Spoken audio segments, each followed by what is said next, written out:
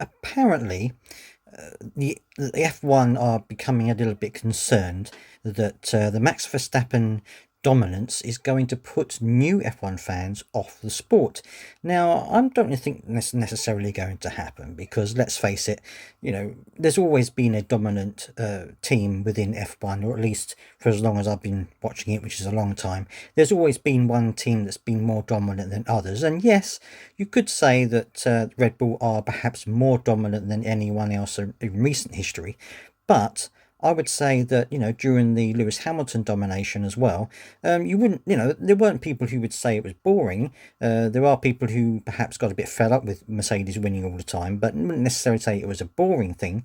But apparently F1 are becoming a little bit worried that it's going to put off new fans to Formula One because obviously with the Netflix series Drive to Survive and that kind of thing, loads of new F1 fans flocked into the sport, and they are now becoming a little bit concerned that those new fans are going to be a bit fed up with seeing Max Verstappen getting pole position and winning each Grand Prix in succession. Now, I'd love to put this actually to new Formula One fans. If you're a new fan, if you've joined within the last year or two or something like that, let me know down in the comments section whether you think it's boring, whether you think you're watching it and it's just too predictable and actually it's not the kind of thing you want to watch anymore. If you've been put off by it and you stopped watching, let me know.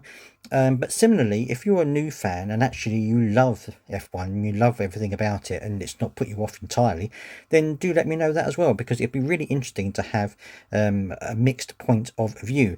Now, I know there are many long-standing F1 fans who have no problem with it whatsoever because they know that certain teams do have dominance over the years and it's very cyclical.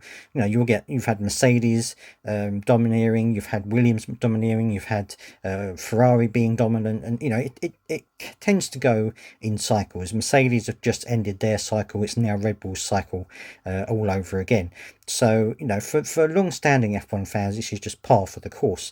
And as I said, even though Red Bull are perhaps more dominant than any other team has been recently, anyway, I still don't think it's not necessarily anything to be worried about. With Toto Wolff saying that no one is going to catch Max this year after the race where his drivers Lewis Hamilton and George Russell finished 9th and 7th respectively.